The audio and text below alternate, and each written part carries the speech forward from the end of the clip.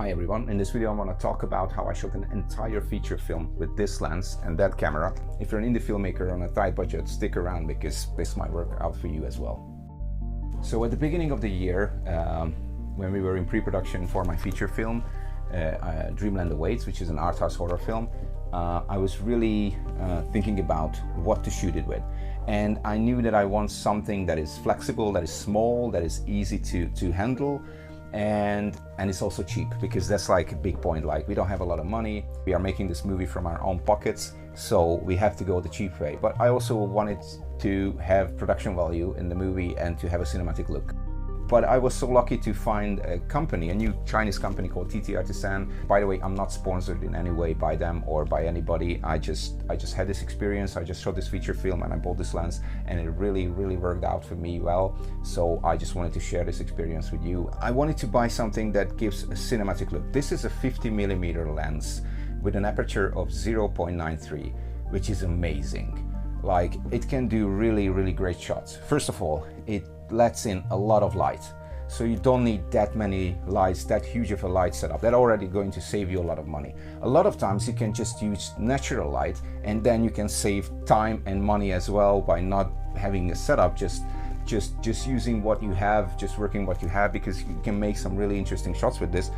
And it's going to let in that light, and it's going to make it just that much easier for you to make a scene look interesting or good if you don't have a lot of money. The other thing about this lens with such an aperture, that it can open so much that basically you can separate your subject so easily and so effortlessly from the background or the foreground, whatever you're doing.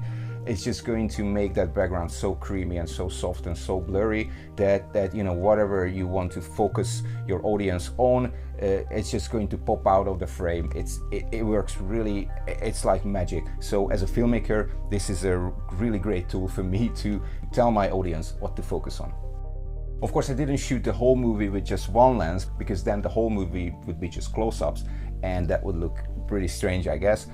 You need establishing shots. So I had another lens which is on this camera right now actually, and I'm using it to shoot this video, which is a 25mm lens, also from Artisan, also a completely fully manual lens, and it costs $60. So that's $260 what I spent on the lenses alone. I think that's a bargain, that's a great deal. Of course, these lenses have limitations. These are manual lenses. Like, there is no motor in them. They're not going to give any kind of data or feedback to the camera. So you have to do everything manually. You have to set up the focus manually. You have to open and close the aperture manually. Everything is done by hand, which actually, I think if you're a photographer, it's even better, because you can set up everything how you want it. But of course, there are limitations, especially if you're making a film, especially if you want your shot to move. I mean, if you have a slider, doing a side shot, it's not a problem. You set a fixed focus and you just move along that line. If you have a subject there, you set the focus on the subject and you just move parallel to that subject. It can work out pretty good. If you're moving towards something, that becomes a lot more difficult, because you would have to change the focus while you're moving towards, and it's pretty difficult to do it. It can be done, but my experience is when you're shooting a low budget film, you are also tight on time, so you don't really have that time to experiment and to like make 30 or 40 takes just to get one take right, because in that time you could do 3 more takes and make a movie that much more interesting. One more downside is, since the aperture is so high, at 0.93 aperture, the edges are a bit blurry. Some ghosting starts to happen. So that's a bit of a downside, but if you set it up to 2.0, they basically disappear. So but I think if you know about these limitations, if you learn about these limitations before you start shooting a short film or a feature film, then they can become an asset. And if you can implement them into your vision, then it can even make your movie better.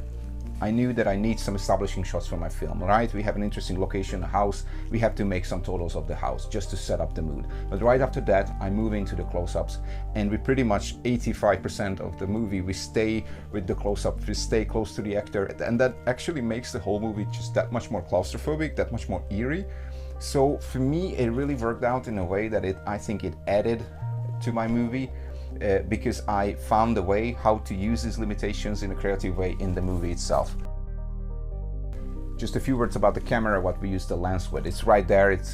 I'm actually using it to shoot this video.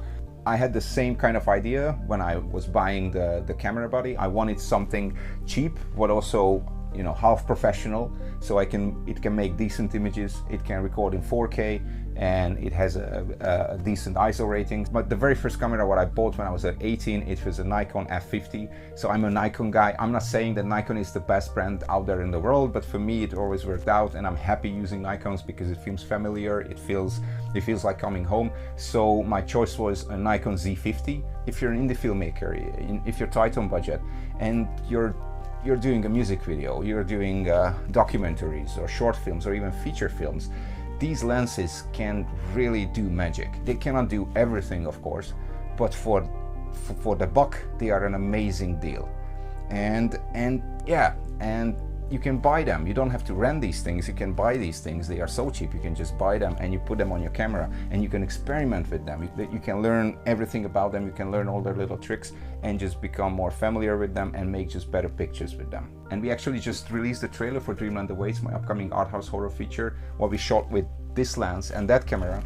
So if you want to see what it can do, go watch the trailer now.